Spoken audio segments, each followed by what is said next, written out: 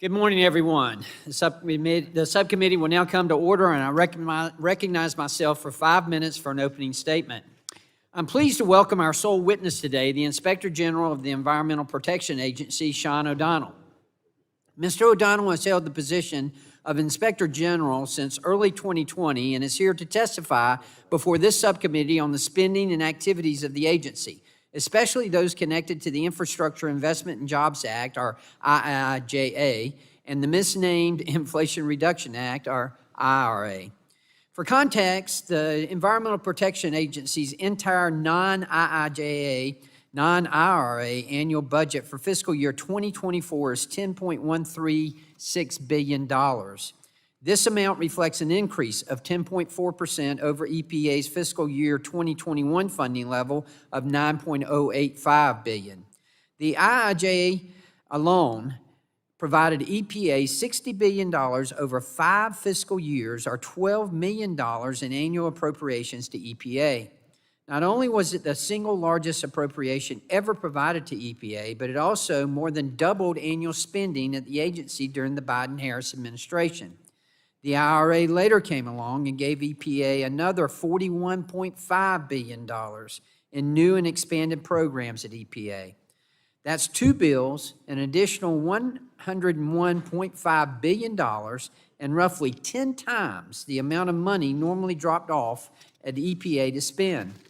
This is a massive infusion of funding and outrageous level of spending and pressure on our national debt, particularly from many of my Republican colleagues who represent almost 2/3 of congressional districts in America, where the average median income is below the national average and whose children will be asked to pay for this spending.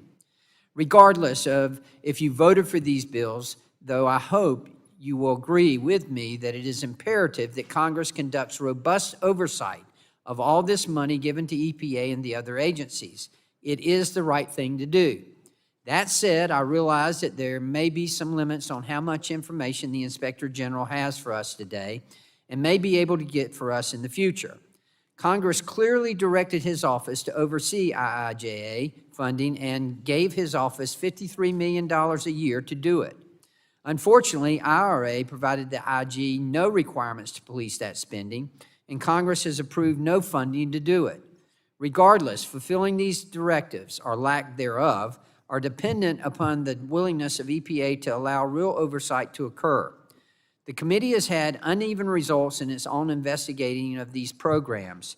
Sometimes we have had success, sometimes we have met resistance, and usually we've been made to wait a long time to find out which it is. When Administrator Regan testified earlier this year, he assured us that he talks with the IG all the time when we asked him if he was fully cooperating on the oversight. I look forward to finding out if the Inspector General's experience has been different than the committee's. If his experience is less than satisfactory, I would like to know what legal constraints he faces and what he needs from EPA to be successful. I also think it is important to find out if EPA implemented any lessons that it should have learned from its spending experiences with the American Recovery and Reinvestment Act. And if EPA made any changes based on this experience, what difference, if any, they made. We should know more about how much of the allocated IRA funding has already been spent, what type of quality control EPA and its grantees are placing on the disbursement and use of this funding, including by third-party vendors on the use of the money, and what objective measures are being used to measure the results. Finally, I hope we are able to explore some of EPA's interactions with the states, which also have a significant burden with these funds. This is especially important in the light of the aggressive regulatory push by this administration and its non-governmental ideological allies. I look forward to an insightful discussion with our witness, and I yield back the rest of my time. I now recognize the gentleman from New York, my friend, Representative Tonko, for 5 minutes for an opening statement. Thank you, Mr. Chair. And Inspector General O'Donnell, welcome back to the committee. I value the important role that Inspectors General play in conducting oversight and protecting against waste, fraud, and abuse. Mr. O'Donnell, I want to assure you that I support providing your office with the resources necessary for you to carry out your duties. I understand, based on your testimony, that you have some concerns about EPA's ability to manage the historic funding it has been provided under the Infrastructure Investment and Jobs Act and the Inflation Reduction Act. The reality is that whether it is in the public sector, the private sector, or even in our personal lives, doing anything new and ambitious can indeed be challenging. But we should be working to rise to meet those challenges. And in this instance, the Congress can continue to provide support to EPA to ensure its success. Because, yes, the investments being made under the IIJA and the IRA are historically large. But that is because the congressional supporters of those laws felt the scale of our nation's infrastructure, environmental, and public health challenges required an historically large response. Make no mistake, these investments are massively improving the lives of Americans. This includes more than $35 billion to repair our drinking water infrastructure and replace dangerous lead pipes, $5 billion to remediate brownfields and Superfund sites, $5 billion to deploy clean school buses, and billions more for clean energy and pollution-reducing investments with a focus on underserved communities. Undoubtedly, these investments will improve public health and create tremendous economic development opportunities. I would be the first to admit that these programs deserve appropriate oversight. No one wants money to be spent ineffectively when it can be doing such good for the American people. But proper oversight should not equate to hoping or actively seeking to undermine these federal programs. And that is why I take issue with the majority's hearing title, which claims that today is about holding EPA accountable for green spending. I would remind my colleagues that the EPA is merely following the laws that were written, proudly, I might add, in large part by Democrats on this committee, and supported by a majority of members in both chambers of Congress. Frankly, we would need to hold EPA accountable if they were failing to follow the law by not spending this money. My colleagues across the aisle have not been shy about their dislike for these infrastructure, remediation, and pollution reduction investments. And they are well within their rights to continue their crusade to repeal major sections of these laws, as they have tried and failed to do on numerous occasions over the past 2 years, regardless of how many benefits will be provided to the American people. I know we have got into the habit of inviting Inspector General O'Donnell to the committee and asking, often prematurely, about all of the potential problems, both real and imagined, that could occur with the administration of these funds. But I would encourage my colleagues across the aisle to take up their ideological issues about the IIJA and the IRA with us, House Democrats. And I would certainly welcome everyone across the aisle telling the American people that congressional Democrats are to blame for getting the lead pipes out of their drinking water, for getting their kids off of polluting school buses, and for finally cleaning up those brownfields that have been eyesores in their neighborhoods for years. So, Mr. Inspector General, I thank you again for being here. And I do want to reiterate that I want these programs to be successful. I want them to be administered effectively. Any dollar being wasted is a dollar not helping the American people, as intended by the supporters of these laws. But I also want us to have a fair-minded conversation about the legitimate administrative challenges that EPA may be dealing with. And with that, I thank you, Mr. Chair, and I yield back. Gentleman yields. I now recognize the chair of the full committee, Chair Rogers, for 5 minutes for an opening statement. Thank you, Mr. Chairman. American families are struggling to make ends meet. The Biden-Harris administration's radical rush to green energy policies have fueled out-of-control inflation, which has driven up prices by more than 20% and destroyed the economic stability American families deserve. While American families are increasingly worried about unaffordable cost, the Biden-Harris administration is working relentlessly to expand its radical energy agenda. Today, we'll examine the EPA, the most radical EPA to date, and its rush to green spending spree, as well as how we can hold them accountable for the American people. In November of 2021, the Biden-Harris administration signed into law the so-called Infrastructure Investment and Jobs Act, authorizing $1.2 trillion in spending. $60 billion of taxpayer dollars was provided to the EPA, the single largest grant of funding ever, at one time to an agency, doubling their overall budget for 5 straight years. Not even 1 year later, in August of 2022, the administration provided another $41.5 billion to the EPA in the so-called Inflation Reduction Act. As Republicans warned, the Inflation Reduction Act did not lower inflation. It made already surging inflation worse. Recently, President Biden admitted that the goal of the bill was to fund his radical rush to green agenda, calling it the most significant climate change law ever.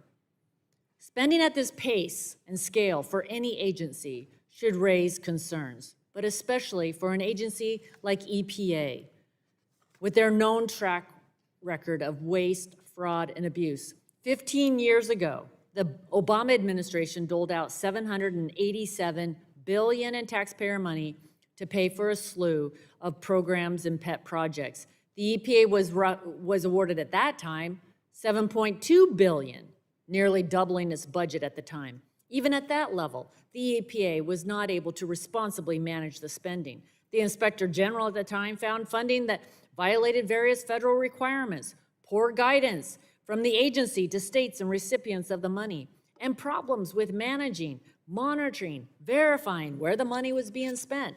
And that is why it is incredibly alarming that since President Biden took office, the EPA has been given $109 billion in additional funding and grown its workforce to over 15,000 employees.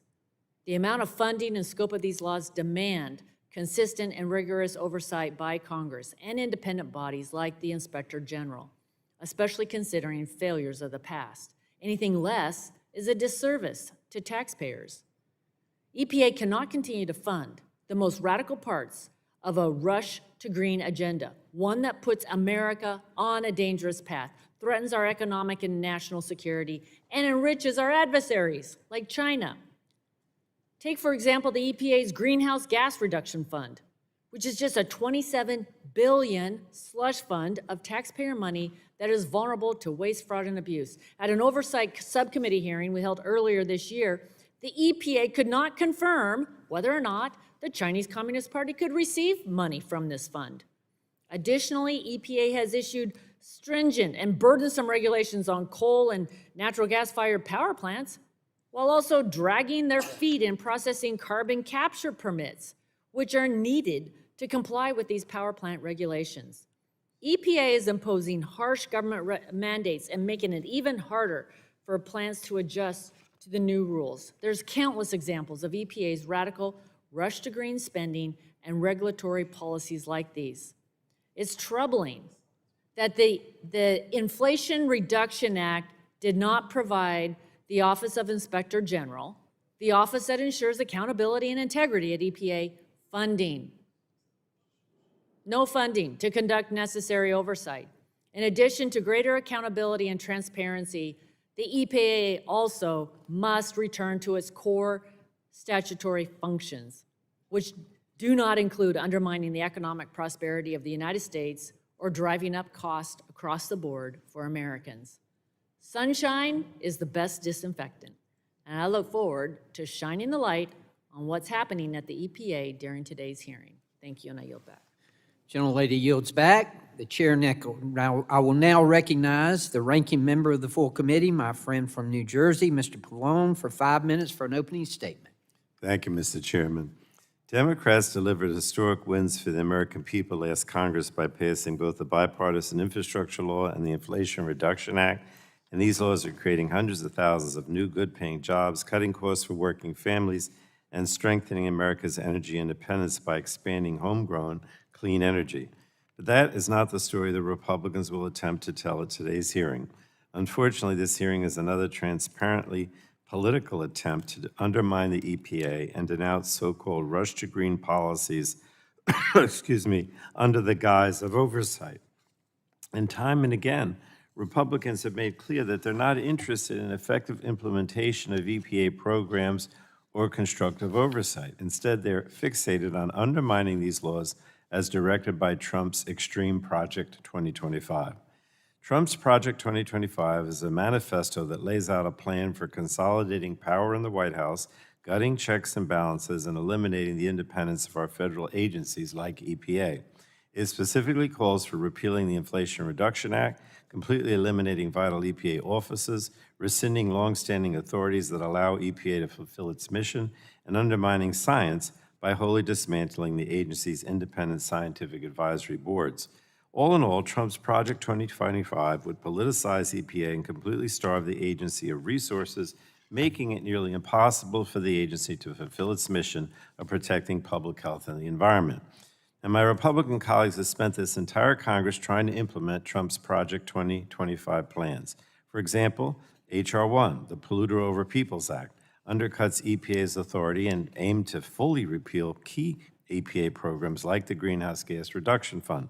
So my Republican colleagues can't in good faith now claim that they want programs like the Greenhouse Gas Reduction Fund to succeed when they've tried to repeal it 3 times before it was even fully implemented. They're also unfairly targeting programs like the Clean School Bus Program, which, by the way, has been so popular that demand for this funding has consistently outpaced supply in every round of funding. Schools, parents, and students across the country want cleaner, healthier air, and EPA is delivering. Deployment challenges always arise with new programs, and EPA's Office of the Inspector General identified opportunities for improvements. The good news is EPA has already implemented or is in the process of addressing those recommendations. So it should be no surprise that the majority's recent staff report on the Clean School Bus Program failed to expose any waste, fraud, or abuse, contrary to their hyperbolic press release. So while I appreciate the opportunity to hear from the Inspector General about his office's work, I believe the Republican majority is holding this hearing essentially in bad faith. Committee Republicans claim to care about oversight, but they make it clear that their true intention is to smear and tear down programs that do not fit in with their polluters over people agenda. And we can't confuse fear-mongering with good faith constructive oversight. So EPA takes its obligation in administering its programs very seriously, especially as the first line of defense against waste, fraud, and abuse. And I don't want us to lose sight of the fact that there are hardworking people at EPA ensuring every dollar is spent fulfilling the agency's mission to protect human health and the environment.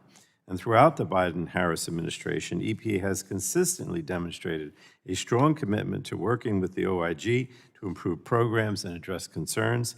As Inspector General O'Donnell notes, EPA Administrator Reagan is, and I quote, setting the tone at the top regarding cooperation between the agency and the OIG. Democrats remain committed to conducting constructive oversight that will help programs succeed and complement the IG's important oversight work. In fact, we provided nearly $270 million for the EPA's OIG in the bipartisan infrastructure law. What's more, the Biden-Harris administration has requested increases in funding to support the EPA OIG's work. Additional funding the Republicans have roundly rejected, by the way. So I believe constructive congressional oversight can enhance EPA's efforts to mitigate program risks and make certain that every dollar has the greatest possible impact. Unfortunately, I haven't witnessed much constructive oversight from my Republican colleagues. And with that, Mr. Chairman, I yield back. Gentleman yields. We now conclude with member opening statements. The chair would like to remind members that pursuant to committee rules, all members' opening statements will be made part of the record. Ladies and gentlemen, our witness for today is the Honorable Sean W. O'Donnell, Inspector General of the U.S. Environmental Protection Agency. Welcome, Mr. O'Donnell. Inspector General O'Donnell, you're recognized for 5 minutes. Thank you.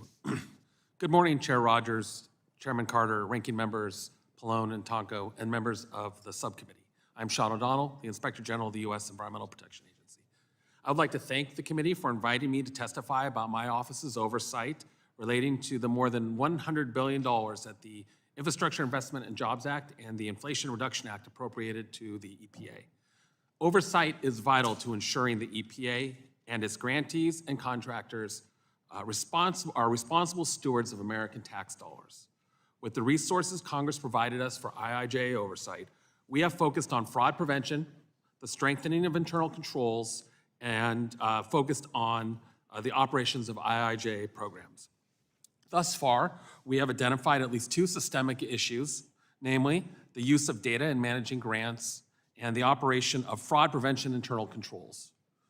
The EPA must leverage relevant, timely data to ensure effective program operations, particularly as it manages an unprecedented level of funding under the IIJA and the IRA. However, the agency faces significant challenges that limit the usefulness of its data. The EPA's use of disparate systems and incompatible data formats causes significant delays in gathering information, results in redundant reporting, and hampers the ability to track programs. As an example, the EPA's initial reporting of its fiscal year 2022 spending in usaspending.gov was incomplete and inaccurate, leading to the underreporting of billions of dollars of obligations and outlays. This was caused in part from a lack of procedures to detect errors and ensure the reporting of complete and accurate data. At the same time, the EPA needs to ensure that internal controls related to fraud prevention and detection are implemented and working appropriately. One of the most important, and it's hardly surprising that an Inspector General thinks this, is audit. The EPA, however, has been inconsistent and incorrect regarding the guidance that it gives to recipients and subrecipients on the use of audits related to IIJA programs. For example, we recently discovered that the EPA incorrectly told states that they do not have to review single audits of non-federal entities that borrow money from state revolving funds. This contradicted statutory and regulatory requirements, creating risk that the states may not be using single audit reports to evaluate the risk for or detect fraud, waste, or abuse. This is particularly concerning because in 2022, the EPA finalized a rule that relieved the SRFs from regulatorily required subrecipient monitoring requirements. Another important internal control is the reporting of suspected fraud, waste, and abuse. I'm pleased that Administrator Regan has set a positive tone from the top, including annual reminders to EPA staff to cooperate with the OIG in our shared fight against fraud, waste, and abuse. Despite this, we have seen a disturbing trend of failure to do just that. For example, the EPA's Criminal Investigation Division has repeatedly withheld allegations of fraud that is received or placed conditions on its disclosure to the OIG.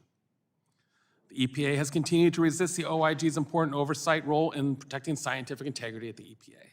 Just this week, we issued a series of reports on alleged retaliation for expressing differing scientific opinions.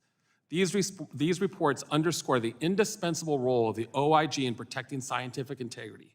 Yet, the EPA will not revise coordination procedures between the OIG and its scientific integrity program to require, among other things, the prompt reporting of political interference or related misconduct by senior agency officials to the OIG. The issues I've outlined so far are critical areas of concern in EPA programs, as they play a pivotal role in ensuring the agency's ability to track program performance and mitigate the risk of fraud, waste, and abuse. My written testimony illustrates how these affect three major IIJA programs: the state revolving funds, the Queen School Bus, and Superfund. My office has shown that when properly funded, we provide some of the most effective oversight in the federal government. Unfortunately, our oversight more broadly, and specifically with respect to the IRA, faces significant challenge. I have warned in the past that the pace of IRA spending, when conducted by new programs and received by new recipients, significantly increases fraud vulnerabilities. Given what we have seen in the EPA's IIJA spending, I have no reason to believe that the IRA spending will be immune to the challenges we see in IIJA spending. Despite this, the IRA fails to provide any funds for our oversight. This, along with over a decade of flat or declining OIG budgets, leaves our office without sufficient capacity to effectively oversee the EPA's spending of more than $40 billion in taxpayer money. Again, I thank the committee for inviting me to speak with you today, and I look forward to answering your questions. The gentleman yields. We will now begin questioning, and I will recognize myself for 5 minutes. Mr. O'Donnell, Administrator Reagan testified here this past May on the EPA's fiscal year 2025 proposed budget. When asked about EPA's transparency and willingness to have oversight conducted, he said, "Y'all talk all the time." Yet your written testimony says EPA has continued to resist the OIG's oversight role in certain areas that ultimately led to poor management outcomes. I take it that you have good relations with senior EPA leadership, but that's not really the issue with EPA managing spending, is it? No. So is EPA providing the guidance and collecting the information it needs to adequately ensure grants and funding are used effectively? We have issued a series of reports, and I, on the side, make it a point to meet with stakeholders, states, industry, and the like regarding EPA guidance on IIJ spending. And I think there's a felt need across the board for better guidance, whether it's BABA or American Iron and Steel or any of these types of requirements. So what does this say about the agency's ability to safeguard taxpayer spending? I think the concerns that we raised repeatedly, if I were to summarize it, I do believe that the men and women at the EPA are sincere in their beliefs that they are achieving good outcomes. Our concern is the follow through and ensuring that the dollars actually are spent appropriately. Now, let me go ahead and get this out here. You keep on saying the IIJA. Are you doing any oversight at all on the IRA? I mean, I know there were no funds appropriated to you, and you got to be careful about what you're using the funds for, but are you doing anything on the IRA?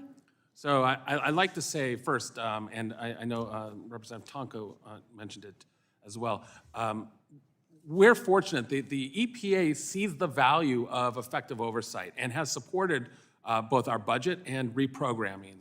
They support it here before the committee. They have supported publicly. They tell me this. But truth be told, unfortunately, there are two houses in Congress, and this one has supported us, and that's where it's ended. I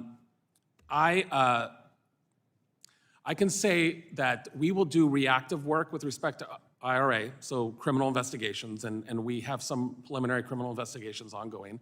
And then we have some small amount of IRA when it's connected to other things, but truth be told, with a budget that was cut this last year, it's hard just to keep up with the core functions of the EPA. Disappointed to hear that. You mentioned in your testimony that states don't have the capacity to manage funds. I'm curious what this indicates about non-governmental recipients. In the IRA, EPA was given just 2 years and $27 billion to create and fund a new type of green finance industry. Yet Congress appropriated only $30 million to develop and oversee the program. I also understand that most of the EPA's selectees for this green bank funding seem to have virtually no experience with these kind of awards. For instance, Coalition for Green Capital, or CGC, received a $5 billion award, yet the organization has never issued a grant and never made a loan. They've never run or even started a green bank. CGC's entire budget for 2022 was less than $2 million, according to their tax filing. CGC hardly seems prepared for this kind of spending, and other recipients seem similarly inexperienced. Does this mismatch between organizational capacity, the size of the grants awarded under the program, and the very limited oversight funding raise potential concerns? I think, yes, that we have concerns, and I know that the EPA has concerns. For us, if I can analogize again, we speak to the capacity of the state revolving funds who have been in existence and doing this thing for some time, and they themselves tell us, or in the course of our oversight work, we see financial, operational, professional capacity. So I would assume if you're new to the game, you're going to have capacity issues. We just can't simply ignore the fact that they are going to be getting a $5 billion award, and yet last year they only spent $2 million? So the EPA has been proactive in meeting with us to discuss the programs, and most recently they discussed their use of a private bank as pay agent for these programs. I have to tell you that I prosecuted financial crimes involving banks, and I found it fantastically complex. So I can only imagine what it's going to be like for the EPA to. Okay, well, I certainly hope you're going to pay close attention to this, and I know you will. I've run out of time. I now recognize Ranking Member Tonko for 5 minutes of questioning. Thank you, Mr. Chair. Scientific integrity is an integral part of the robust science-based decision-making we expect from agencies like EPA. Unfortunately, there have been instances of bad actors disregarding scientific integrity. Inspector General O'Donnell, I know you are familiar with an instance when Trump administration appointees at EPA interfered to weaken the toxicity assessment of a dangerous chemical, PFBS. Mr. O'Donnell, that assessment was pulled, amended, and later republished. Is that correct? That's my understanding, yes. I think that is an important point and a good example of EPA's scientific integrity policy and a policy that's working well. Career scientists felt political appointees had changed the report's scientific findings. A complaint was made through the agency's process, and the report was taken offline, reviewed, amended, and finally republished within a 3-week period. Of course, ideally, that initial violation would not have happened, but I commend EPA for taking quick action to remedy the interference. It highlights the importance of having strong scientific integrity culture and procedures within any agency. Preserving EPA employees' options to seek advice and file complaints through numerous different channels, including the OIG, the GAO, and the agency's scientific integrity official, and even Congress, is critically important to ensuring that these issues can be raised in a manner that employees feel most comfortable and protected. Yesterday, your office issued 5 reports regarding whistleblower complaints it received from EPA staff. I appreciate you investigating these allegations. When the complaints were first reported, I, along with ranking members Pallone and DeGette, sent a letter to the agency expressing our concerns. According to these reports, the whistleblowers alleged retaliation by EPA for raising differing scientific views, violating EPA's scientific integrity policy. While the reports did not substantiate all of the allegations, the OIG did substantiate allegations from 3 of the 5 whistleblowers. So, Mr. O'Donnell, unfortunately, these reports are heavily redacted, and the timing of events and whether allegations were substantiated is not entirely clear. So it appears that all of the substantiated allegations are related to incidents that occurred under the last administration. Is that correct? The retaliatory acts with respect to those 3 individuals occurred, I think, in 2020, yes. Okay, and I also understand that you did not substantiate allegations of retaliation by EPA under the current administration. Is that correct? We did not substantiate any allegations of direct retaliation after 2020. Thank you. And Inspector General O'Donnell, I respect the work of your office and your statutory role to promote proper management of the agency. I also think it's important to acknowledge the many steps EPA's current leadership has taken to restore scientific integrity over the past 4 years.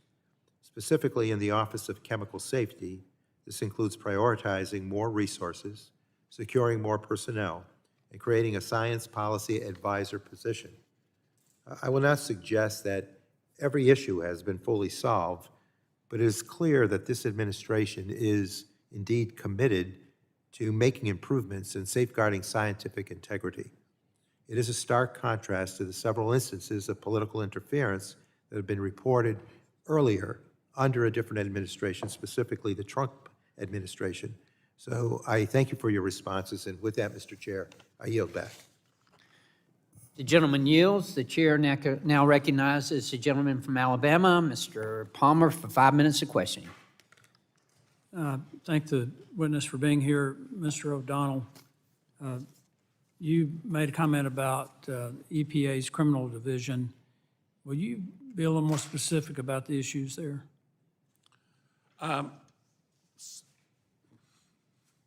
There has long been a hostility by the Criminal Investigation Division against the work of the Office of Inspector General in its criminal and civil fraud investigations. Just as a sort of point of reference, our antiquity is of greater length than theirs. We have, since 1978, been leaders in fighting fraud at the EPA. Unfortunately, and this sometimes plays into a law enforcement trope, we have jurisdictional issues that might be raised, whether they're real or not. My philosophy since the day I got here, and I had been a prosecutor before coming here, is disagreements between law enforcement agencies is silly and it doesn't get us to where we need to go. But unfortunately for us, we see interference in our criminal and civil investigation, almost every aspect of our work, whether it's the facilities that we have, interference with our personnel, or interference with our law enforcement operations. My concern about the EPA's criminal division is that they're as heavily armed as some military units. And They have amphibious vehicles, they have drones, they have weapons, some heavy weapons, night vision. I mean, I asked former Administrator Gina McCarthy why they had that, and she said to defend the environment. And I asked, well, to defend it against whom? I don't know anybody, I don't see any reason why they would need anti-tank weapons. Have you asked them to provide an inventory of the weapons and military-style equipment that they have at the criminal division? I'd like to see that if they still have all that. I have not, but I believe Senator Grassley did and got a response on that. I don't recall what the answer was. I would say, if you want to look at the difference between, say, us and Criminal Investigative Division, we're part of a larger IG community. So we are subjected to peer reviews every 3 years. We investigate according to standards. Our UC operations are reviewed by a committee of SIGI. None of these things exist for the. It concerns me, though, that there's that much resistance from a federal agency to the oversight responsibilities of the Inspector General. And I really respect the fact that you continue to assert your right to exercise oversight over all of the EPA. In that regard, the EPA went into the banking business. They set up a $27 billion Green New Deal bank, and there's some real issues with that because of the timelines involved. And this is where you really start to waste money. And I'm just wondering, there's $14 billion that is, some of it's being allocated to 3 nonprofits. And I know we saw this with gain of function research with NIH, that they didn't make those type grants directly, but the grantee did sub-grants. Are you able to exercise oversight over sub-grants? We would be able to do that, yes. That's encouraging. They also are allocating $6 billion to 5 institutions to create hubs for funding. And the timelines that are required here are disturbing to me, that they're pushing an agenda and not pursuing science. They're not pursuing clear engineering strategies for addressing the issues that the EPA is supposed to be addressing. And I think it's more about a political agenda than anything else. So I'm not going to ask you to comment on that in particular, but they're pushing programs like the EPA Clean Bus Program, and even in the so-called Inflation Reduction Act. I call it the Income Reduction Act. And I do take exception to people alleging that we have a Polluters Over People Act as though there's legislation. That's a lie. That's a Marxist strategy. But we hear it all the time on this committee, so we've kind of gotten used to it. But you had an opportunity to speak about the EPA's Clean Bus Program, and the American public's been exposed to the issues plaguing this program. So in your semi-annual report, you noted that because EPA does not have a robust verification mechanisms within that program for the rebates and grant application process, it led to issues like applicants not being transparent and third parties submitting applications on behalf of unwitting school districts, in other words, committing fraud. How many of these instances did your office identify? Well, obviously there were the instances in the evaluation. I believe we had a management application report that identified an administrative school district that had no students yet received money for a clean school bus. And we have a forthcoming audit that I think will illuminate on this more. Well, everybody felt good about it, I guess, at the EPA, that they did a green bus program. I yield back. The gentleman yields. The chair now recognizes the gentlelady from Colorado, Representative DeGette, for 5 minutes of questioning. Thank you, Mr. Chairman. Mr. O'Donnell, welcome. We're happy to have you here today. I really believe the EPA Inspector General does important work to protect taxpayer funds, and that includes conducting audits and investigations, issuing reports, and of course, like you are here today, testifying in front of Congress to highlight concerns or other findings. And even when that work does not include recommendations or produce any findings of waste, fraud, or abuse, it's really a tool to highlight that the risks EPA might face, especially considering some of the recent influxes of cash. That's why I really think it would have been helpful. I was the chair of the Oversight Subcommittee of Energy and Commerce for some years and the ranking member in other years. And I always found it helpful to have the agency here to talk about their response when we have the IG here, because, of course, many of the things that you've identified are issues that the agency needs to address. However, I noticed that this hearing is entitled, quote, "Holding the Biden-Harris EPA Accountable for Radical Rush to Green Spending," end quote. And of course, the election's about 5.5 weeks away, so I guess that's really not the purpose of this hearing. Mr. Chairman, I would welcome having people from the agency. We've had Administrator Regan in here before, but not to address these specific allegations. And I think it would be really useful, perhaps in a lame duck session or in the 119th Congress. We'd love to have you come back and help really address some of these concerns, because we want to avoid waste, fraud, and abuse. Sadly, that doesn't seem to me to be the purpose of this hearing. So I want to ask you just a couple of questions. Last year, you testified that EPA could face supply chain or production issues that could cause delays in administering the Clean School Bus Program, and that an initial audit examining those programs was ongoing. So the audit, as it turns out, did not find any evidence that significant supply chain issues or production delays had impacted the 2022 Clean School Bus Rebate Program. Is that correct? We found issues and supply chain issues with respect to the chargers.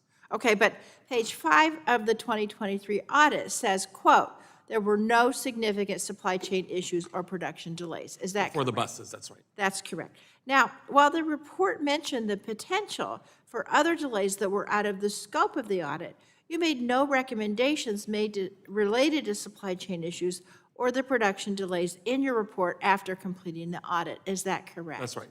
Now, I think it's really important to clarify that, because earlier this week, the committee Republicans published a report that appears to take a different message from your initial audit and from your past testimony.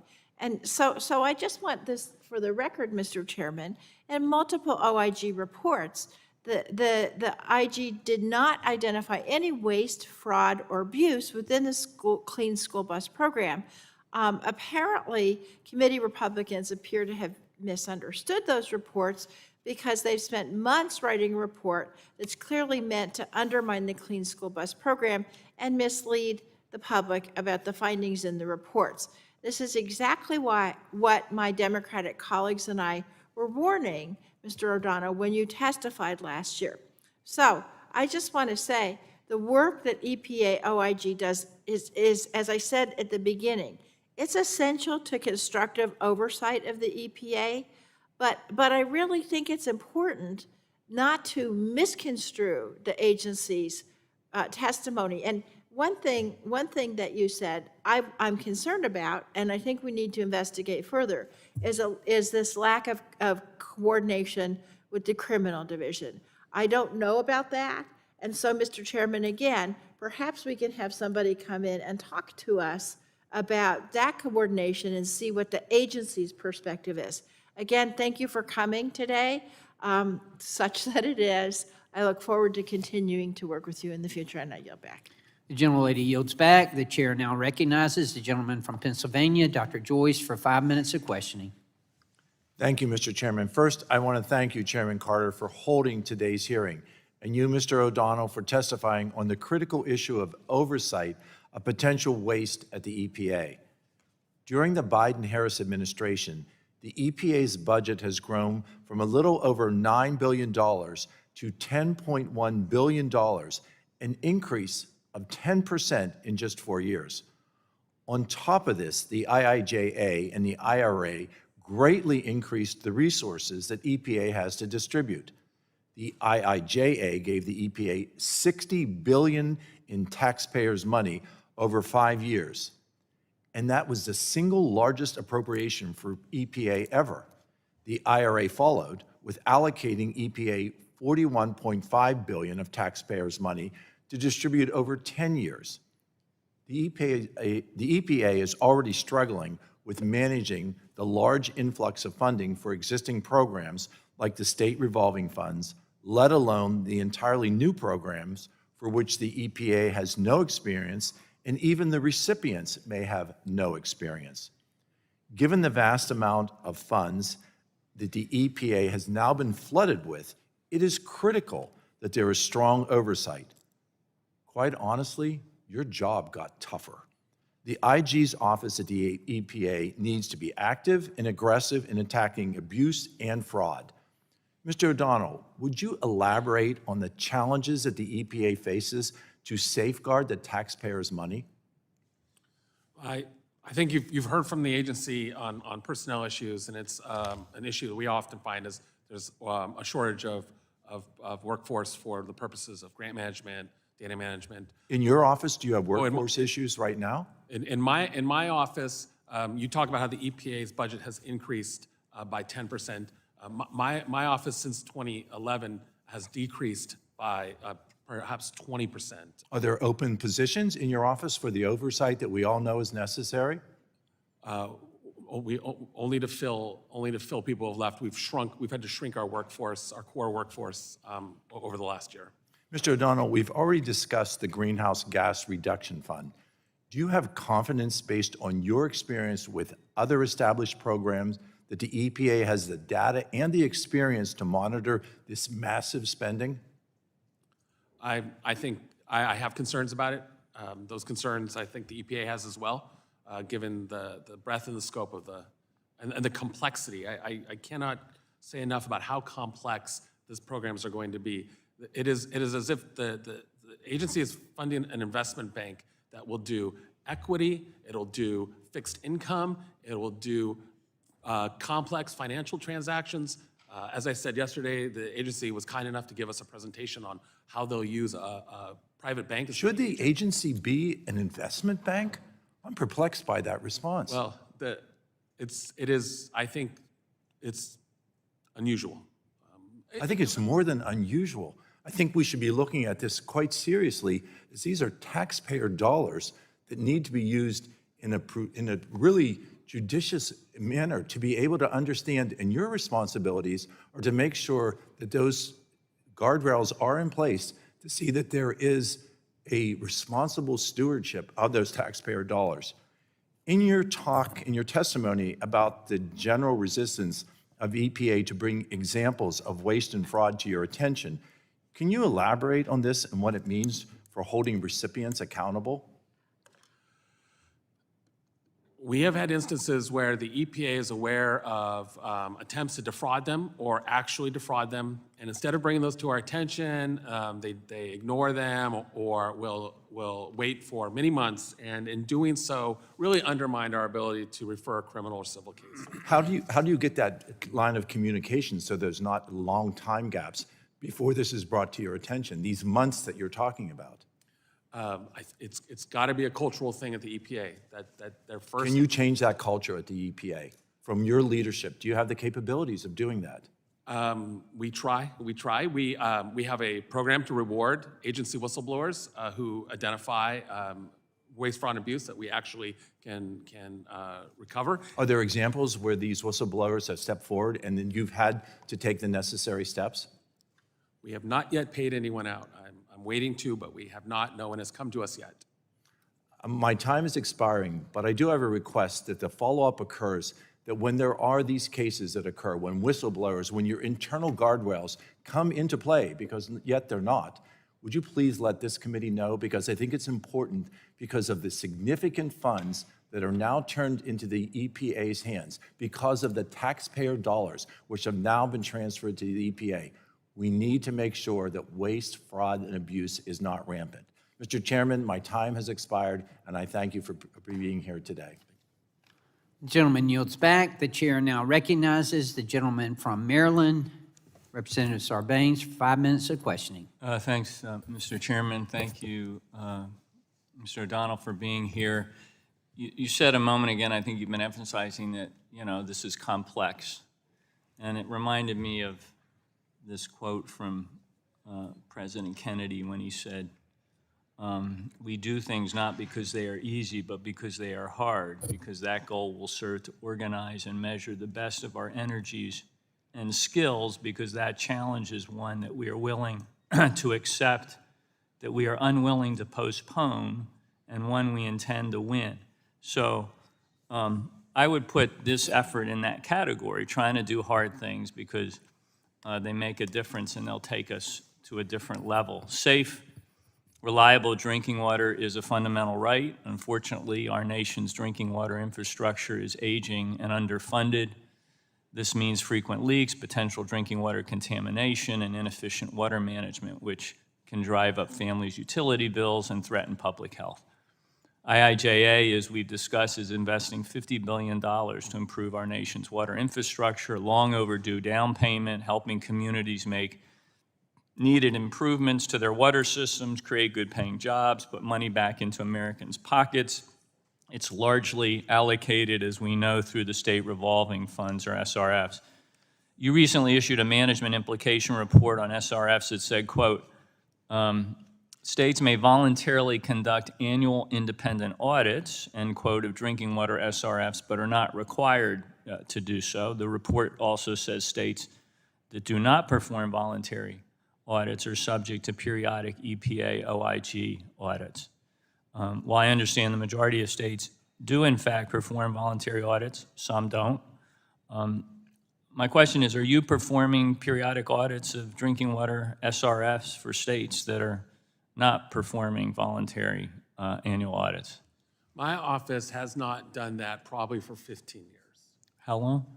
15 years. A decision was made by a previous acting IG that we would no longer participate in this, but I felt it part of our responsibility under the regulation, and of course as overseers of these funds to return ourselves to this. So what you're talking about, that management implication report, was us reintroducing ourselves to the SRFs, reminding them that they are required to submit these if they're doing them, so we can review them, make the decision with respect to the drinking water, whether we need to do something about it on ourselves.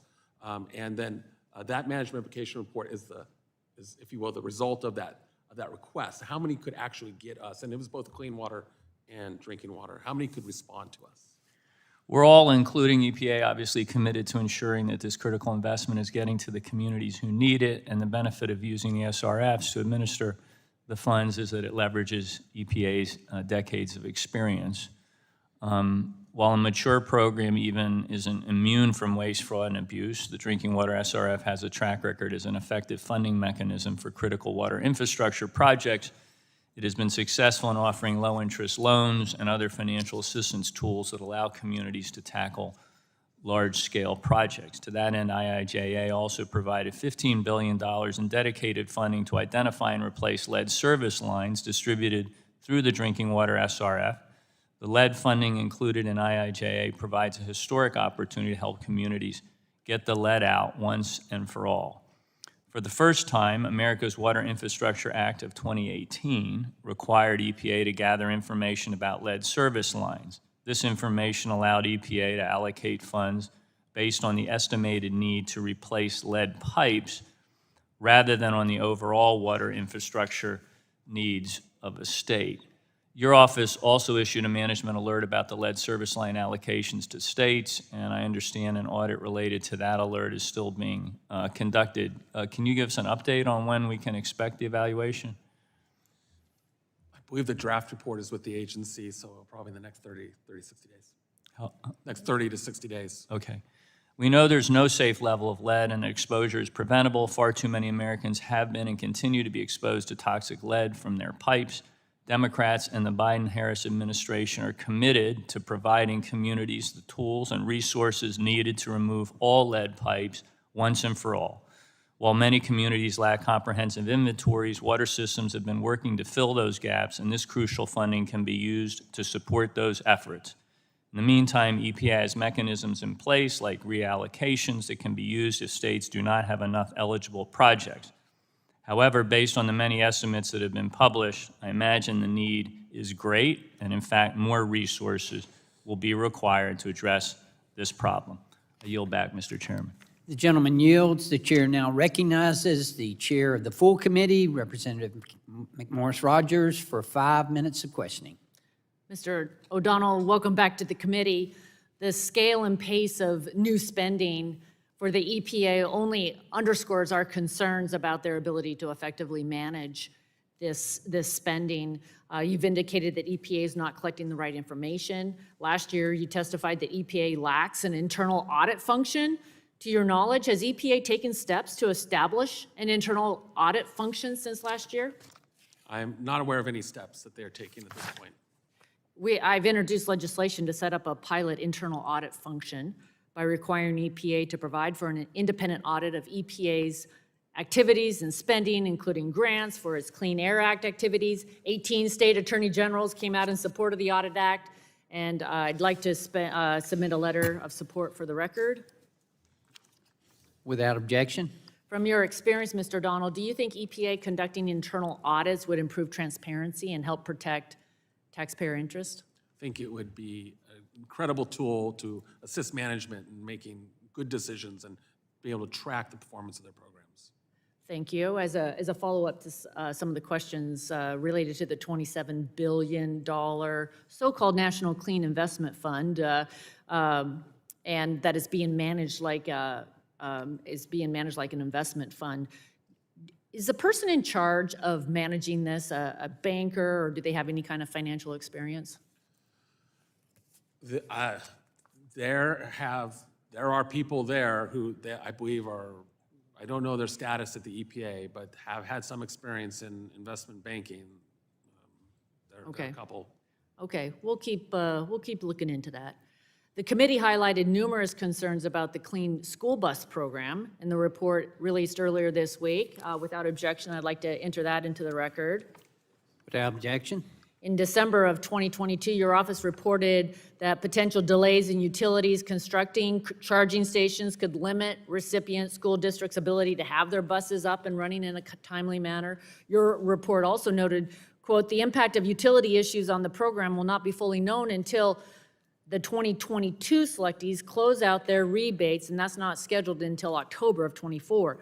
We wrote to the EPA administrator just this past April, asking, as of that date, how many selectees under the program had received their buses and how many have started using them. The EPA declined to answer that question, stating it will have more information after October. Do you have a sense of whether most recipients will meet the October 24 deadline to close out this process? I am not certain. I know we have an ongoing audit, and I don't want to, it's near finished on the status of those funds and how they're being expended. And I think that will help to illuminate your question. Do you know how many charging stations have been built? No, I don't. Okay. Earlier this year, your office recommended that if an applicant requested funding for electric school buses, the EPA should establish procedures to verify that this type of bus is even suitable for that school district. The EPA declined to implement that recommendation. What is your view of EPA's management of the program? I think our reports speak to it, that there's room for improvement. So this is a $5 billion program. 50% of it was to go to electric school buses and 50% were to go to other clean options. What is your understanding as to how many school buses have qualified under this program? My understanding is that most of the money, 50%, as you say, go to the electric school buses, and with respect to the other 50%, the majority of that tends to be the electric school buses as well. Yes, and you'll find in our report that I submitted to the record that the electric school buses are 3 to 4 times other clean alternatives, and yet the EPA is focusing on the buses, on only funding, or largely as like 95, 98% of the buses that they're funding are the electric school buses.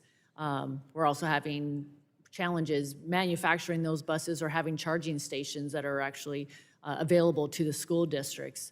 I appreciate the work that you're doing. Can you speak to when EPA was authorized by Congress to begin with? Well, the EPA was created by an executive order from President Nixon. Has it ever been authorized? Has the EPA ever been authorized by Congress? Not directly. The environmental laws are the organic statutes, if you will, of the EPA. Well, thank you for being here again. We'll keep asking more questions. I yield back. The gentlelady yields back. The chair now recognizes the ranking member of the full committee, Mr. Pallone, for 5 minutes of questioning.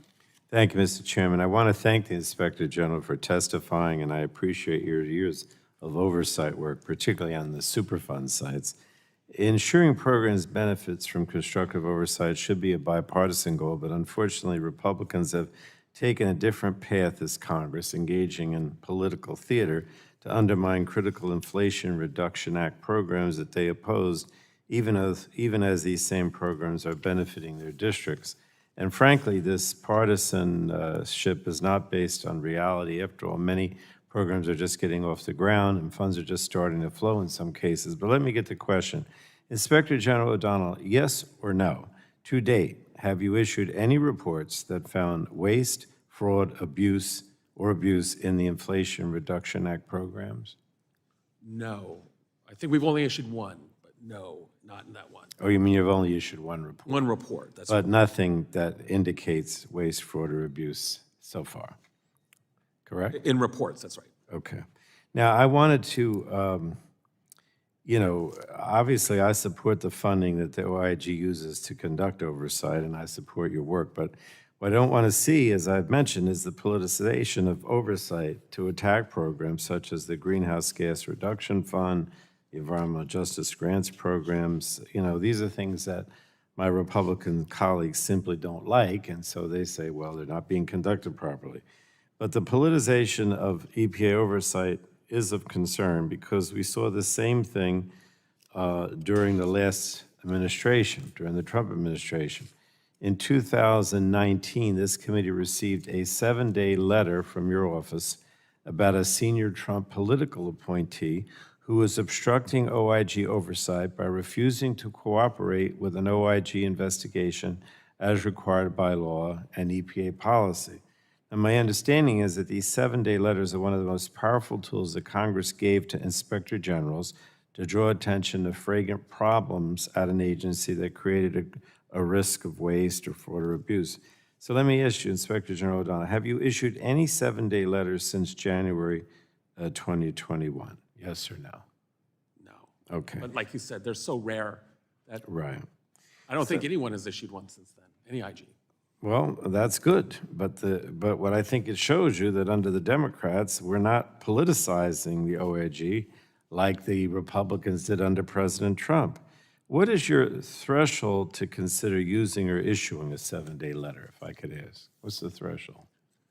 For me personally, it would be extraordinarily high. Okay. So, again, you've not identified any issues at EPA that rise to that threshold.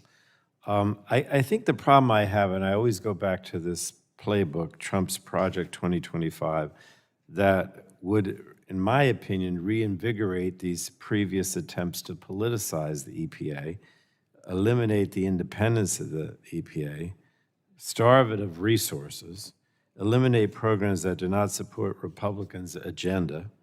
I mean, I don't know if Project 2025 just says, let's get rid of the EPA, but they certainly would do everything possible to get rid of the EPA or to make it completely ineffective. And I think that's a clear difference between the Trump and the Biden-Harris administrations in terms of their support or lack of support in the case of the Republicans of the EPA. And what I think is so important and what bothers me the most is that we've got to put scientific integrity, oversight, transparency, at the forefront. And, if we want to ensure that EPA fulfills its mission to protect public health and the environment, there's nothing wrong with talking about the science and doing the oversight and having more transparency, but I don't see that happening here. I think everything on the Republican side is pursuant to this Trump Project 2025 playbook that essentially tries to, eliminate the EPA's independence, starve its resources, and eliminate programs that the Republicans don't support. And I just don't want to go back to that again, the way we did under the 4 years when Trump was president. But thank you, Mr. O'Donnell. I would just say I agree with you with respect to scientific integrity and the importance of it. And this is why, for us, it's so important that the EPA put into procedures that we are the appropriate reporting mechanism, because we are the only entity in the EPA that can protect the confidentiality of whistleblowers. And that's true for the inspector generals and all the agencies. exactly- So I appreciate that. Thank you. I yield back, Mr. Chairman. The gentleman yields. The chair now recognizes the gentleman from Texas, Mr. Weber, for 5 minutes of questioning. Thank you, sir. Mr. O'Donnell, in your written testimony, you acknowledged that the EPA has a history of challenges while distributing grants. I'm quoting now, quote, "The EPA has struggled to establish and maintain efficient operations for distributing billions of dollars in grants. The challenge has been magnified by the IIJA and IRA funds flowing through the EPA to non-federal entities," which is not a good sign, end quote. "With the shot clock to distribute billions of taxpayer dollars allocated by the IRA by the end of this fiscal year, you know how many days that is from now?" Days, It's weeks, less than- it's 11. yes. It's 11 days to the end of the fiscal year. What assurances do we have that number one, my question is going to be, what assurances do we have that the EPA will ensure that the recipients of this money will actually be responsible for acting in accordance with the laws and regulations? Does it concern you that we're this close to the end of a fiscal year and that's a problem? Well, I've been very clear on this, and I want to add, I've not only been clear about this, but the agency has. Zealand Hoover came and testified and spoke about our indispensable role in ensuring exactly what you said, that funds are given out appropriately and laws and regulations are followed. But unfortunately, it's at this point very difficult for us to fulfill that role that the agency envisions. So if it's difficult, what actions can you take? And I've got your office, and I've got several questions. Who tracks it? For how long? Who reports that to who? And when, especially in the light of the next question, where in January 2024, your office issued a report identifying the EPA's initial reporting of its FY 2022 spending in USA spending.gov was incomplete and inaccurate. How can we know for sure that you're getting good information, that something's actually going to be done to support, to protect taxpayers' investment? How can you guarantee us that? I think we've done a good job with IIJA because we were given money for oversight, and the EPA recognizes if we were involved, you would have more assurance that that money is being spent. It doesn't give me a lot of hope. Mr. Chairman, I'm going to yield some time to the gentleman from Alabama, if I may. Gentleman from Alabama is recognized. Thank the gentleman for yielding. I want to go back to an answer that you gave me that I got the impression it was disputed by my colleagues on the other side of the aisle about a misappropriated grant to a school district. Could you clarify that?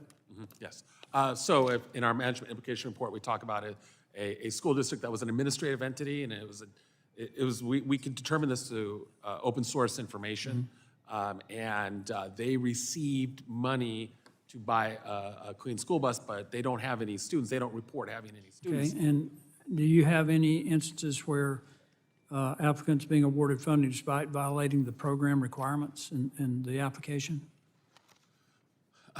We have seen that, yes, we see that at the EPA. Does the Clean School Bus Program present opportunities for communities to double dip into these funds?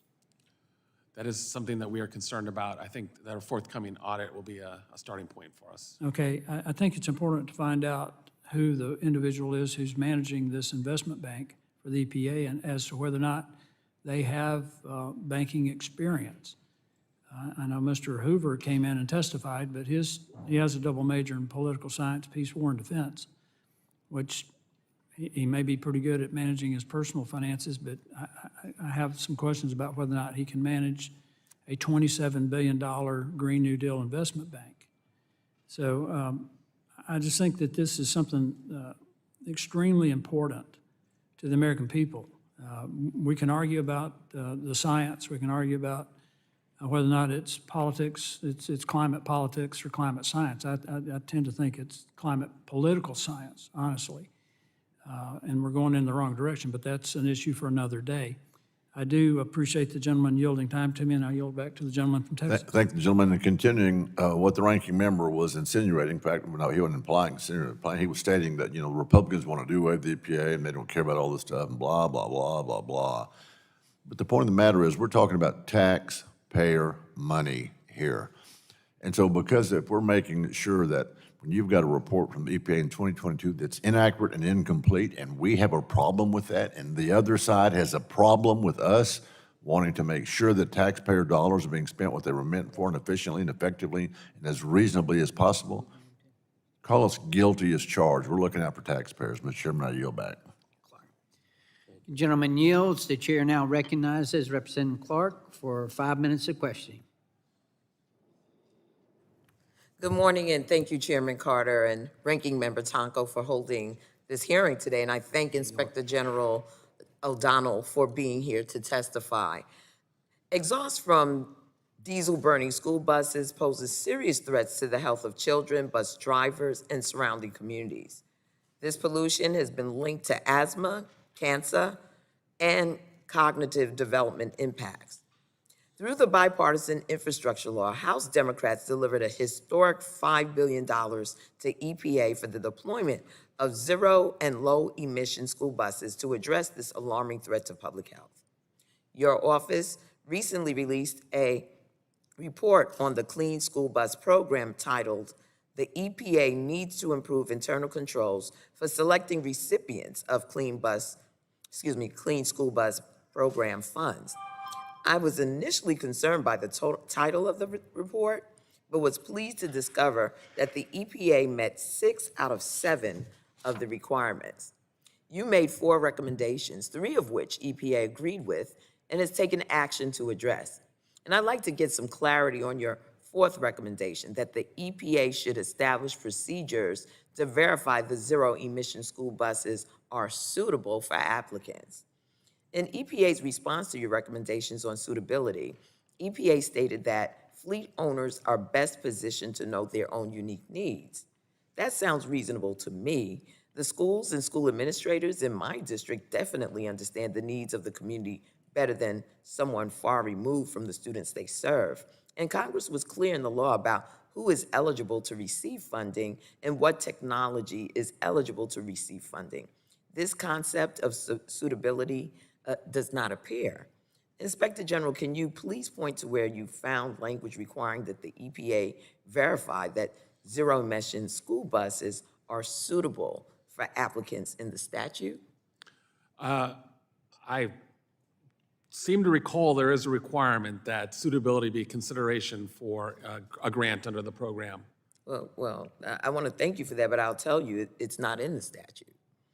While I value the important work that you do and will continue to support giving the EPA OIG additional resources for oversight, I want to make certain that your findings and recommendations are clear, especially when it comes to overwhelmingly popular programs like the Clean School Bus Program. If your reports are not clear, I worry that some readers may misunderstand your findings, which would harm EPA's ability to manage programs that are already working well. I know we both want the EPA to succeed, so I strongly encourage you to keep this in mind for future reports. With that, I yield back. Gentlelady yields back. The chair now recognizes the gentleman from Georgia, Mr. Allen, for 5 minutes of questioning. Thank you, Chairman Carter, for holding this important hearing. And I want to thank you, Inspector General, for your work, for being here today to testify. I'll start by saying that I've been very concerned by the overreach of the Environmental Protection Agency under the Biden-Harris administration. It's been the most extreme EPA with their spending and regulatory policies. The EPA regulatory agenda has made things harder, for example, for farmers in my district, especially with access to important chemicals used by our farmers, which are being restricted, like dicamba.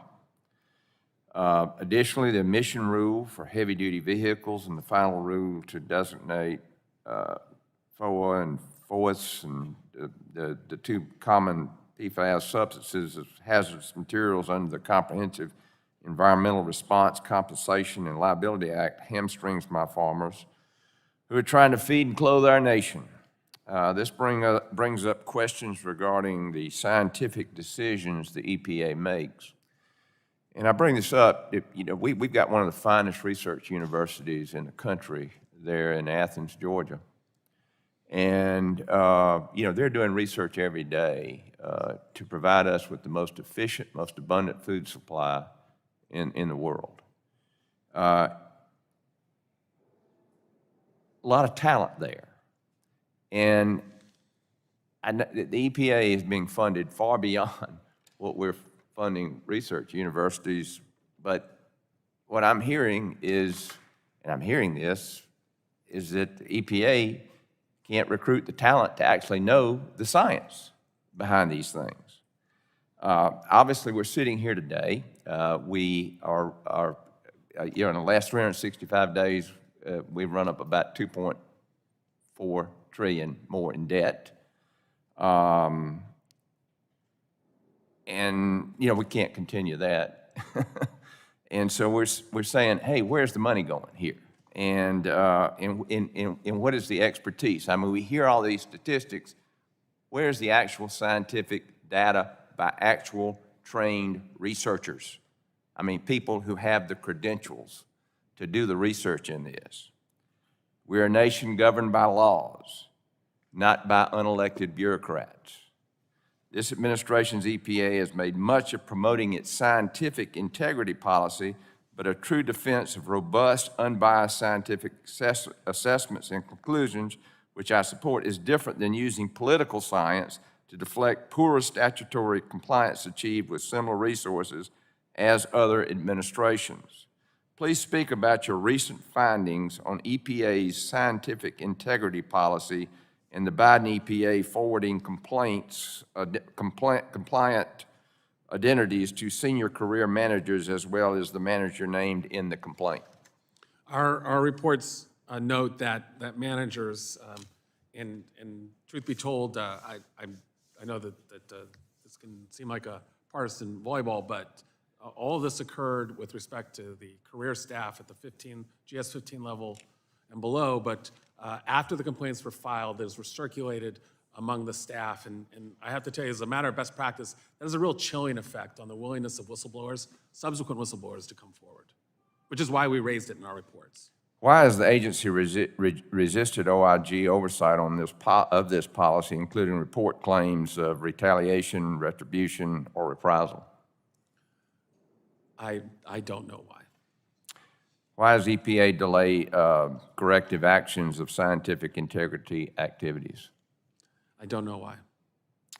Earlier this year, EPA proposed and then finalized adjustment factors to so-called FEM, Federal Equivalent Method monitors that were approved for use by the EPA in 2016 as a substitute for the air monitors traditionally used to measure PM 2.5 concentrations. I don't expect you to be familiar with this, but when you hear about data inaccuracies and your testimony is talking about data inaccuracies across EPA's programs, do you think an audit of EPA's practices relating to air monitoring could be warranted? Well, I'm happy to report that we just announced an audit of money spent under ARPA and the IRA on these community-based air monitorings. Well, this raises several troubling issues over the process taken by this agency and the accuracy of the data. And certainly, this is not political. This is Congress's responsibility. Oversight is our responsibility. We're a guardian of the American people. Thank you, and I yield back. The gentleman yields. The chair now recognizes the gentlelady from California, Representative Barragan, for 5 minutes of questioning. Thank you, Mr. Chairman. The Inflation Reduction Act includes an unprecedented investment to protect our most vulnerable communities from environmental harm, through the historic $3 billion in climate and environmental justice block grants. This historic program will deliver the resources that environmental justice communities have long needed but never received. Inspector General O'Donnell, to date, you have not issued any report that finds waste, fraud, or abuse in the climate and environmental justice block grant program established in the Inflation Reduction Act, correct? We have not done any audits or evaluations related to the environmental justice program. Well, thank you. I mean, it's critical that to ensure oversight that protects the integrity of these funds meant to support EJ communities while also helping new grantees navigate the responsibilities as recipients of the funding. For some marginalized and historically disadvantaged communities, this is the first time they have applied for a federal grant. It can be intimidating to work with the federal government. It's important that EPA works with them to provide the necessary technical assistance to implement grant funding.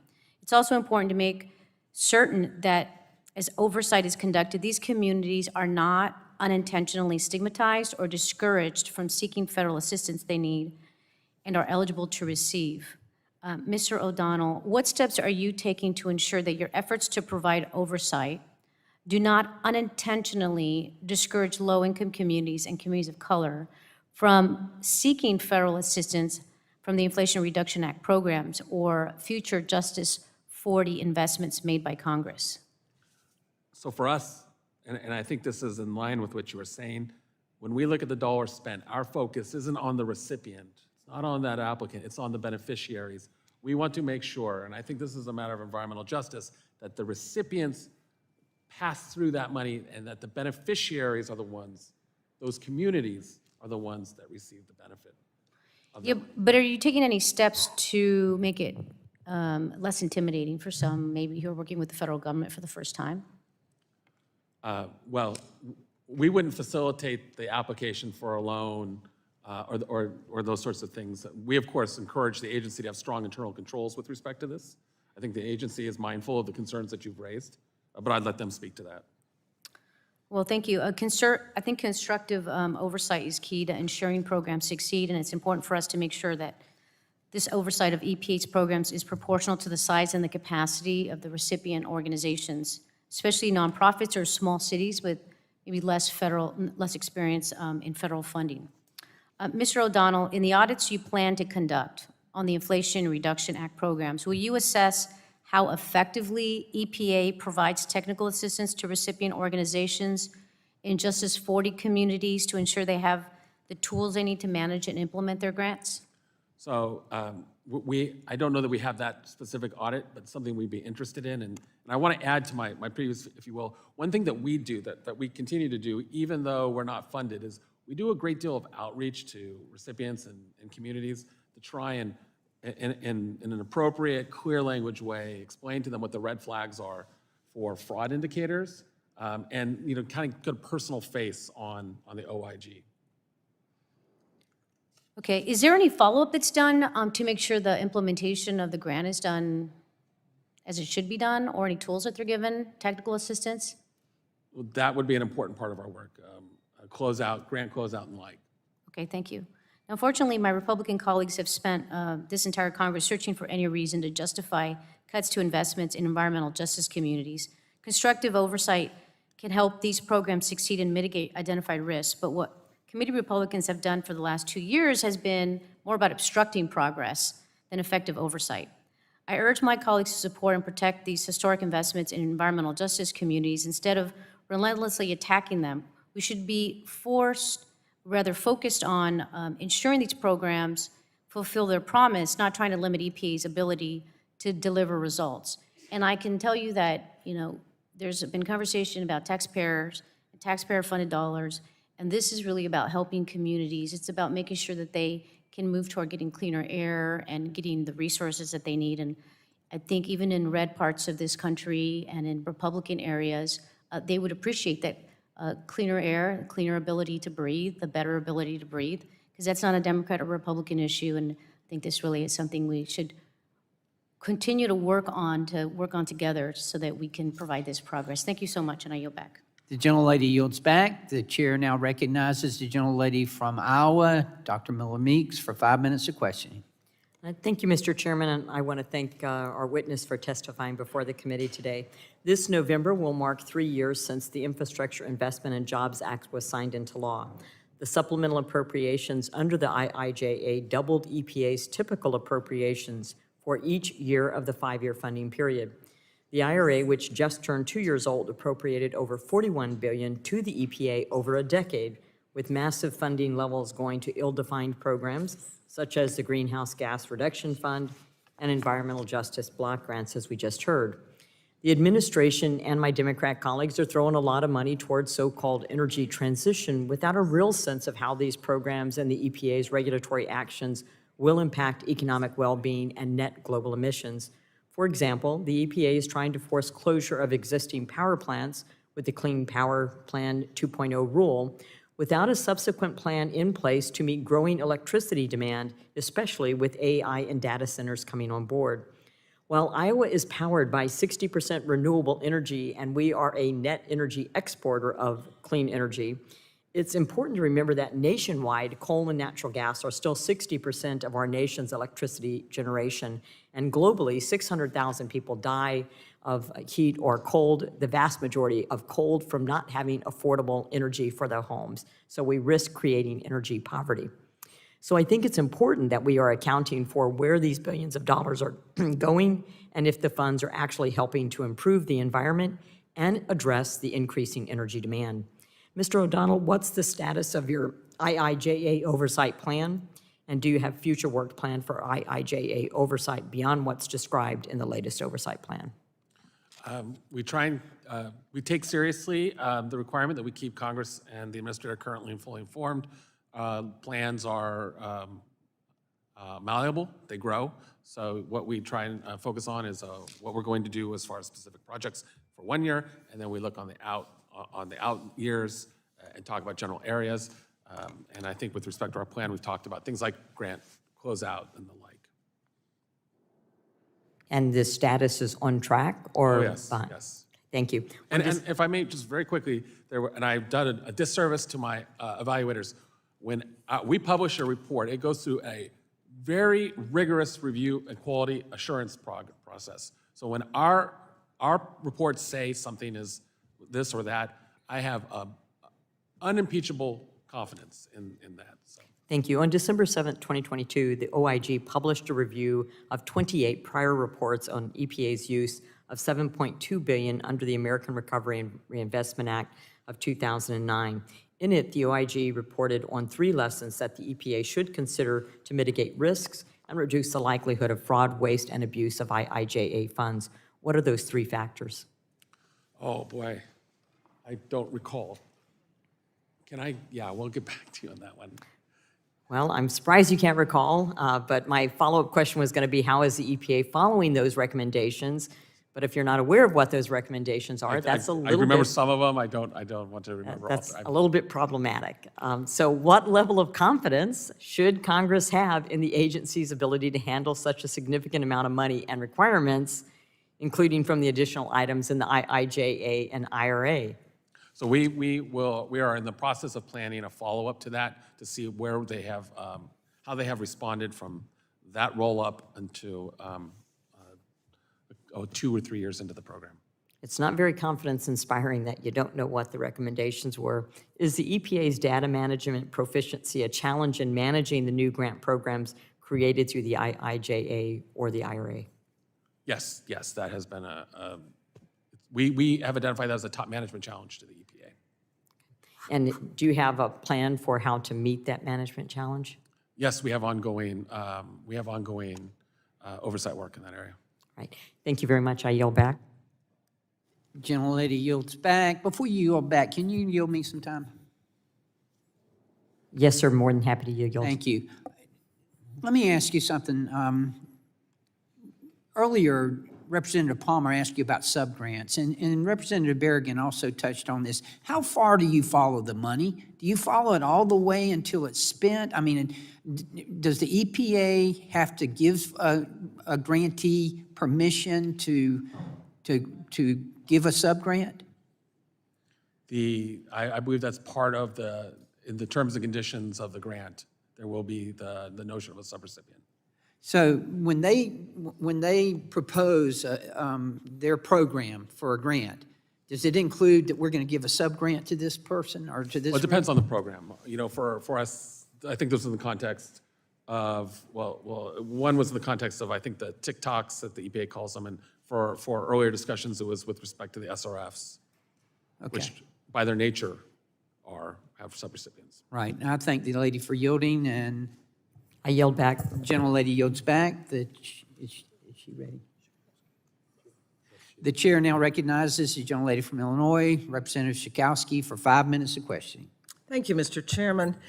The good news that we've had over the Biden administration is that what we've seen has been enormous amount of investment from the bipartisan infrastructure law and then also the Inflation Reduction Act that has really provided opportunities for commerce and for jobs all across the country.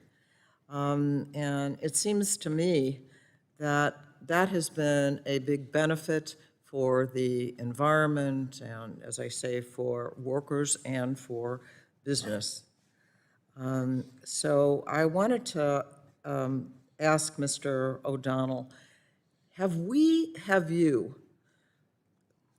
done a report on exactly really what has been done, and will you do that if you have not, that talks about the number of jobs that have been created, the success of the legislation that has been passed, talking We've about started to these look at that. these issues? Yeah, I think we have issued a report on, a very recent report on the EPA's compliance with the Justice 40 program.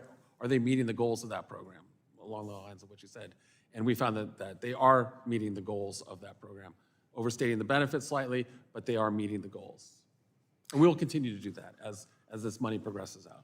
I think it's really important that people understand what actually the legislation that passed, and I say it, the infrastructure was a bipartisan bill, how much it really did for them. We have over and over again had hearings from the majority party, from the Republicans, to go after the Environmental Protection Agency. Things like trying to make the air cleaner, help people breathing, like in Chicago, where asthma is such a problem in so many communities. And I don't understand why there has been such a attack over and over again on the Environmental Protection Agency, when I think we have so many things that can be put out to the public that have directly benefited them all over the country, the things that have been happening. So we need to be mindful, I think, of getting that information out. I've raised that before at a hearing that we had, and I'd like to see that kind of report. With that, I'm going to yield back. Excuse me. Gentlelady yields back. The chair now recognizes the gentleman from Pennsylvania, from Ohio, Representative Balderson, for 5 minutes of questioning. My apologies. No worries, Mr. Chairman. My dear friend from Pennsylvania is right next door. Thank you, Chairman Carter, for holding this hearing today, and Mr. O'Donnell for you being here today and help us conduct some oversight in out-of-control EPA. First, I'd like to echo a sentiment you expressed in your testimony. I strongly agree that the $100 billion in new funding for the EPA from the IIJA and the IRA doesn't belong to the EPA. It is taxpayer money, and we must ensure the EPA is managing this funding in accordance with federal laws. Mr. O'Donnell, we've talked a little bit about some of the concerns with the money, but you also discussed your concerns with the data quality issues with the EPA's regional offices. Can you expand on why better data management is needed to ensure program performance and track the success of the grants that the EPA has issued? These grants are intended for outcomes, and the only way the EPA can really measure across the enterprise of whether they're meeting those outcomes is from good data. Thank you.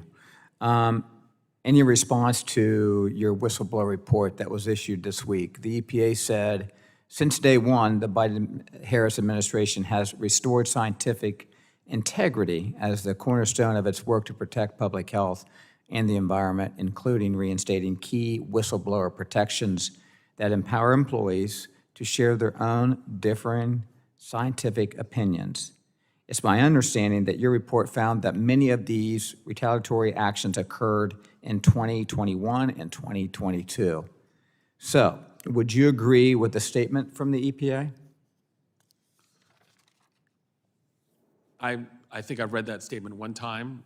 I believe that the retaliatory acts occurred in 2020. Our concern in 2021 and 22 was the circulating of the names of whistleblowers. For us, the confidentiality of whistleblowers is paramount, and that was lost when those names were circulated. Okay, thank you. This past July, your office issued a report on the Clean or Zero Emissions School Bus Program. The report found that the EPA did not require funding applicants to provide sufficient program eligibility documentation. However, as noted in the report, the EPA's guidance on that $5 billion program states that it will conduct random reviews of applications and post-award documentation. Mr. O'Donnell, I know we've discussed the school bus program a little bit today, but can you expand on why these random reviews are insufficient to adequately prevent waste, fraud, and abuse of the program? At my confirmation hearing now many years ago, I reflected on this notion that Justice Holmes said that we're expected to cut square corners in dealing with the government. And I think that it's very important that the EPA ensure that everyone who comes to them is cutting those square corners because they're really getting the benefit of the American taxpayer dollar. Doesn't this mean that in some cases the funding would have already been distributed to the recipient by the time the EPA detects a problem? It could. Thank you very much. Mr. Chairman, I yield back. The gentleman yields back. The chair now recognizes the gentleman from California, Mr. Peters, for 5 minutes of questioning. Thank you, Mr. Chairman. Thanks to Mr. O'Donnell for being here. Excuse me. We do need robust oversight to ensure that when Congress creates programs, we can make sure every dollar is spent as we intended. And the problem I have with today's hearing is that in some respects, the majority isn't walking the walk. Every time Mr. O'Donnell expresses the need for funding for proper oversight, which he has at 3 hearings now, the majority introduces a dead-on-arrival funding bill that does not include the necessary funding for that oversight. This will not ensure that taxpayer dollars are spent properly, and it's not going to get money into Mr. O'Donnell's office. Mr. Inspector General, it is my understanding that EPA's FY 2025 budget request called for an additional $20 million for your office. Is that your understanding? Yes. And does the latest CR from House Republicans include those additional funds to meet EPA's, OIG's budgetary needs? I'm sorry, I haven't read this CR. I don't, the answer is no. But that's my problem with today's hearing. I think oversight is a bipartisan issue. We can and should work together to make sure we aren't wasting taxpayer dollars. I talked to you also about something we might agree on in terms of getting the benefit out of IRA and the infrastructure bill, which is permit reform to make things go faster and avoid delays. That's not specifically your issue, but it is one of the concerns I have about waste in deploying these bills, which I think are worthy efforts. But I'd appreciate the opportunity to work in a bipartisan way to fully fund the OIG, and it doesn't have to be partisan. This hearing is not about the needs of OIG, and it isn't about oversight. It's just another opportunity for the majority to highlight programs they don't like and problems that we have a tough time solving together without evidence of waste, fraud, or abuse to back up those complaints. And I think we should focus on funding the government, meeting all of our obligations to the American people, and we should work to conduct real oversight and stop waste, fraud, and abuse in every form. I'd love to support your office with the funding you need to do your part. With that, I yield back. Thank you, I appreciate that. Gentleman yields back. The chair now recognizes the gentleman from Indiana, Representative Pence, for 5 minutes of questioning. Thank you, Mr. Chairman. Thank you, Ranking Member Tonko, and thank you, Administrator, for appearing here today.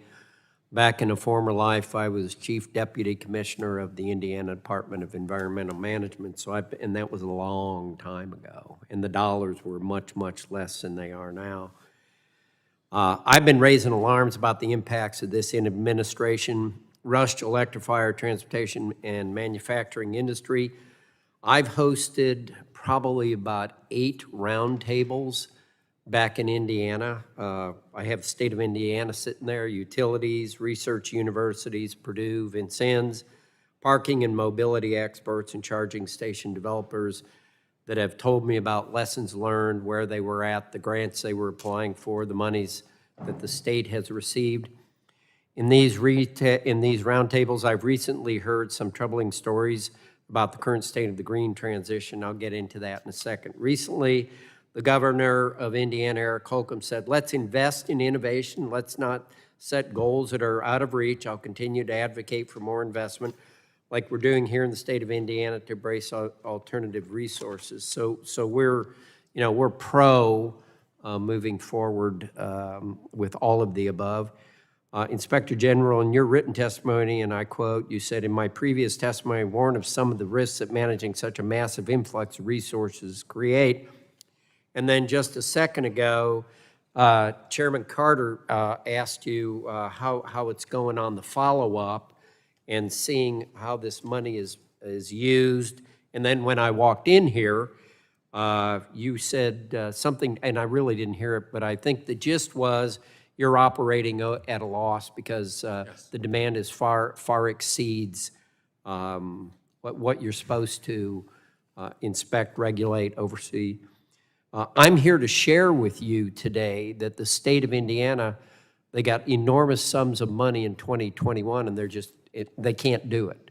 They can't do it because of the delays in permitting, the delays in how you actually can qualify for deploying the funds.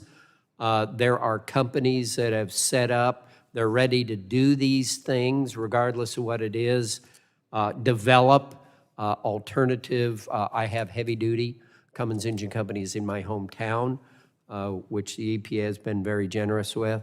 But moving forward with the science and the implementation just seems to be tremendously bogged down, and yet the dollars are out there. Am I misunderstanding something? Is that correct? I'm not sure how much of the money the EPA has actually spent with respect to IIJ. I believe it's 10 to 20%, but it's such an enormous amount of money that. Enormous amount, and would you agree that it's actually not being deployed the way the intention of whatever the grant was? Would you agree with that? I think we found that in our capacity review of New Mexico, that they had financial capacity issues that were not allowing them to move the money out the way that they were expected to. I'm sorry, say that again. What didn't allow him to move the money out? Their financial capacity and the amount of money that came in, they were not able to move IIJ money, SRF money out as fast as they were expected to. Well, you know, sometimes whether it's a state or it's a balance sheet of a company, are they just deploying it on their balance sheet to make them look a little better? You know what I'm saying by that? I'm a little suspicious of that. And that is something we definitely look at as well. Good, It is okay. it is a common fraud technique when grant recipients. Yeah, I'm going to yield some time back to the chairman. Again, I asked you earlier about how far down the line you follow the money. Yeah. And I'm just not comfortable with the answer yet. I mean, do you follow it till it's spent? Right. So We've had a problem across the board, not just with EPA, but other agencies as well. We give these grants, and then they give sub-grants, and we don't know what they're being used for. yes. So I think maybe in the past, my office has not. It has taken a more restrictive view. My view is that we follow every dollar until it's spent. And that includes not just to the subrecipient, but to the subrecipient's contractors. And these are the things we speak about when we talk about the need for audit. We talk about the need for better data that the SRFs and the EPA are collecting in order to know if there's, for example, bid rigging or collusion. So we will follow every dollar until it is spent. And I know you can't speak for other IGs, but is that the normal practice of IGs? I can't speak for everyone. When I was at the Department of Justice, I would work with some OIGs that we would follow the dollars all the way to the end. Okay.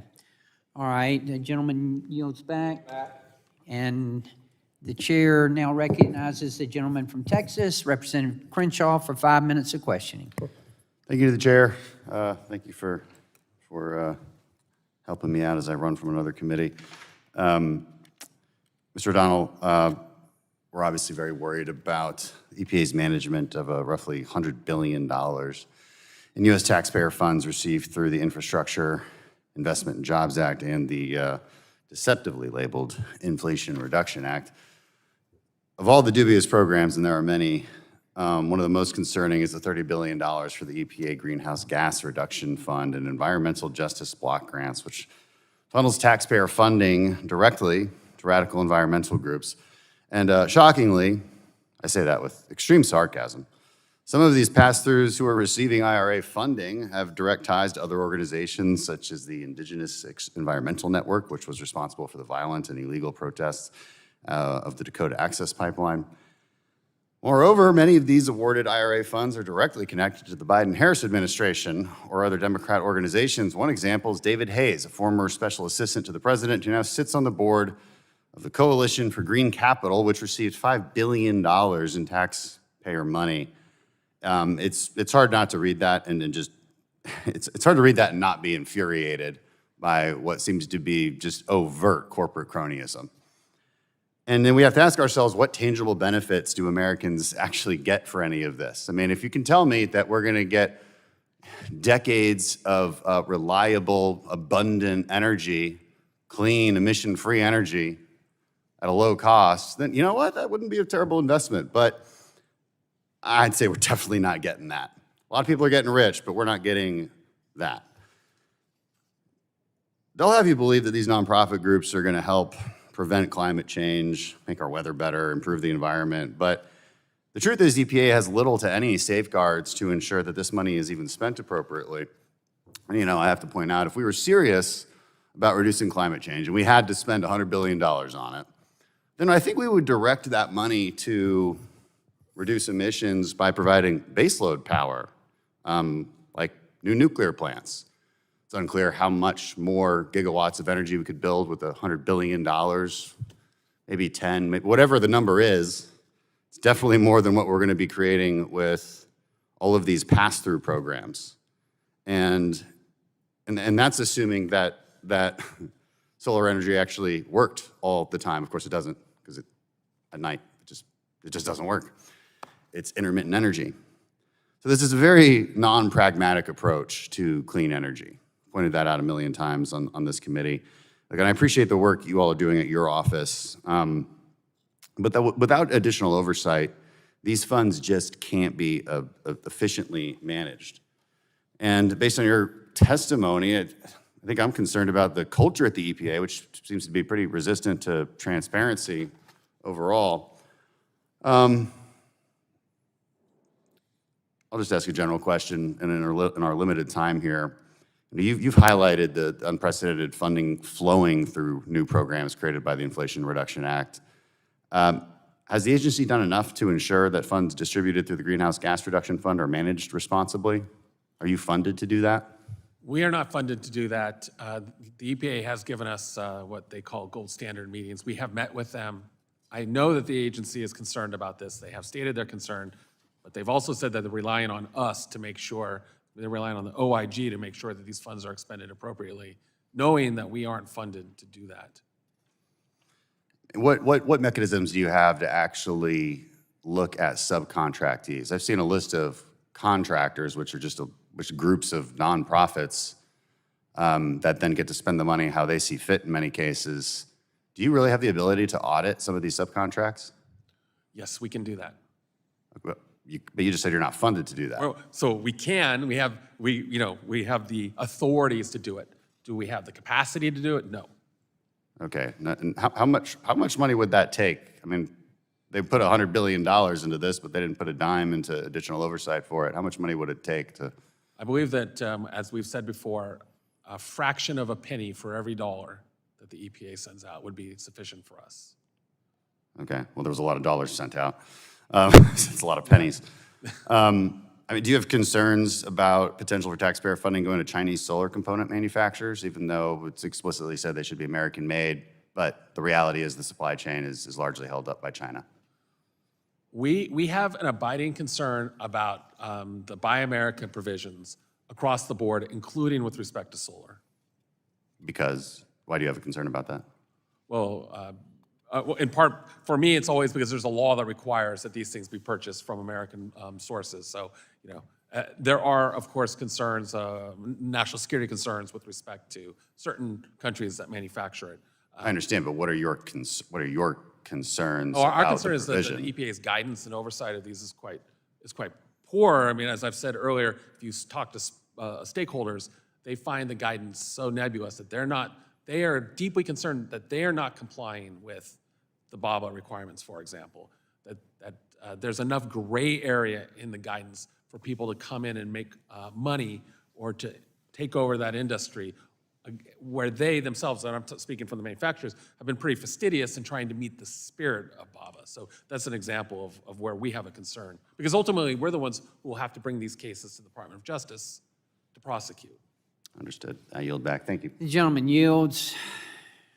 That concludes all the questions that we have right now from members. Mr. O'Donnell, thank you. I ask unanimous consent to insert in the record the documents included on the staff hearing documents list. Without objection, that will be the order. I remind members that they have 10 business days to submit questions for the record, and I ask the witness to respond to the questions promptly. Without objection, the subcommittee is adjourned.